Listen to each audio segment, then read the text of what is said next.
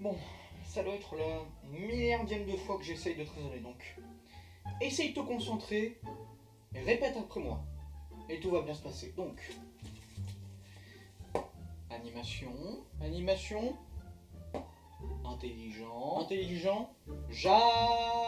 Disney. Non, mais qu'est-ce qu'on en a à foutre de Disney? D'ailleurs, même Disney on a rien à foutre de l'animation vu qu'il file tout à Pixar. Mais bon, c'est pas ça, on reprend, on va reprendre. Animation, intelligent, Illumination. Bon, je vais pas m'énerver parce que j'aime bien moi motion méchant, mais bon, c'est pas ça. Alors, animation, intelligent. Vas-y, dis-le. DreamWorks. What? Mais on en a rien à foutre de DreamWorks. Est-ce qu'il y a encore des fans de DreamWorks? Est-ce que à part Shrek, ils ont fait un truc populaire? Bon, je me calme. Animation, intelligent, Dingo Pictures.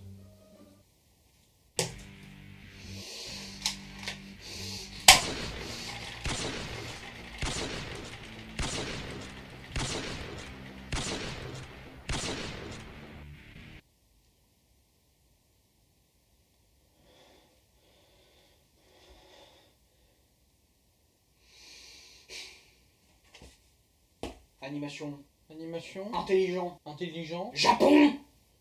Sony.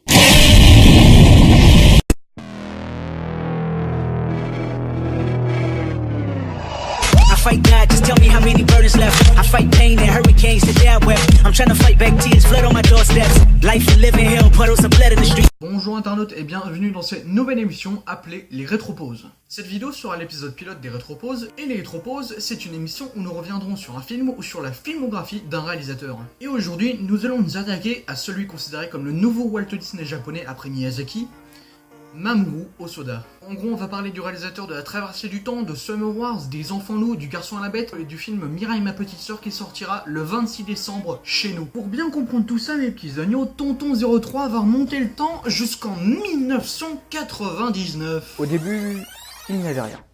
Puis est venu Mamoru Hosoda. Jeune cinéaste fasciné par le monde de l'animation, il fait ses débuts en réalisant les 2 films de la licence Digimon, et il part en 2005 chez Toei pour réaliser le 6ème film de One Piece. Il part la même année chez Madhouse pour réaliser La Traversée du Temps. Cependant, en 2006, Mamoru Hosoda a une idée. Il s'apprête à se marier, à rencontrer sa belle famille. La connexion se fait alors dans son cerveau.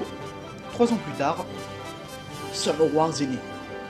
Summer Wars raconte l'histoire de Kenji, un adolescent expert en mathématiques, qui travaille pendant l'été 2010 au système informatique DOS, qui est une sorte de communauté virtuelle à l'échelle mondiale. Son ami Natsuki lui demande alors de se faire passer pour son petit ami auprès de Sakae, son arrière-grand-mère de 90 ans. Et au même moment, un virus informatique du nom de Love Machine pirate le système de sécurité DOS et risque de causer un chaos mondial. Et de là va découler mon angle d'attaque. Le film a plutôt bien marché étant donné qu'il a rapporté près de 2 milliards de yens dans le monde, en plus de parler d'un sujet différent des premiers films d'Hosoda. Les premiers films d'Hosoda étaient assez enfantins avec des films comme Digimon, et c'est avec La Traversée du Temps en 2006 qu'il a tranché avec le genre du film pour enfants. Aujourd'hui, l'animation japonaise peut se permettre de parler à la fois aux enfants, aux ados et aux adultes. La plupart des films du studio Ghibli en font partie. Et pour vous donner un avis rapide, je le trouve excellent, littéralement dans le top 3 de la filmographie de Mamoru Hosoda. Il s'agit d'ailleurs de son 2e et dernier film produit par Madhouse, qui est un studio d'animation japonais. D'après Hosoda, peu de réalisateurs accordent le thème de la famille dans leur filmographie. Et pour lui, c'est un véritable fil rouge. À retenir aussi que ce film est sorti à la fin des années 2000, au moment de l'arrivée des smartphones et les réseaux sociaux, type Facebook et Twitter, en plus de ce qu'il cause dans les milieux sociaux. A remarquer que ce film repose en quelque sorte sur la même base que Ready Player One. Un monde virtuel, un couple de héros qui vont s'engager une équipe, et à la fin, ils arrivent à vaincre l'ennemi, et ils finissent en couple. Ce qui peut laisser penser que Ready Player One est un Summer Wars made in USA. Mais pour revenir à Hosoda, dans une interview qu'il a accordée à l'émission Trax, diffusée sur Arte, il laisse penser que selon lui, le cinéma d'animation est aujourd'hui dominé par des productions numériques, bourrées d'effets spéciaux ou alors réalisées en 3D, et que cela donne selon lui des films basiques et standardisés. Et on ne peut pas vraiment lui donner tort.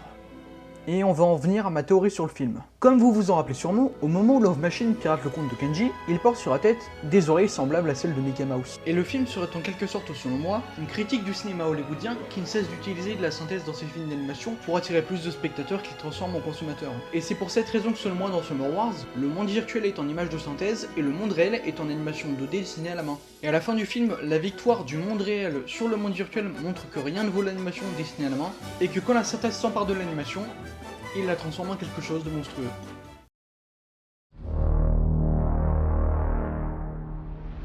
Prochainement dans Rétropause.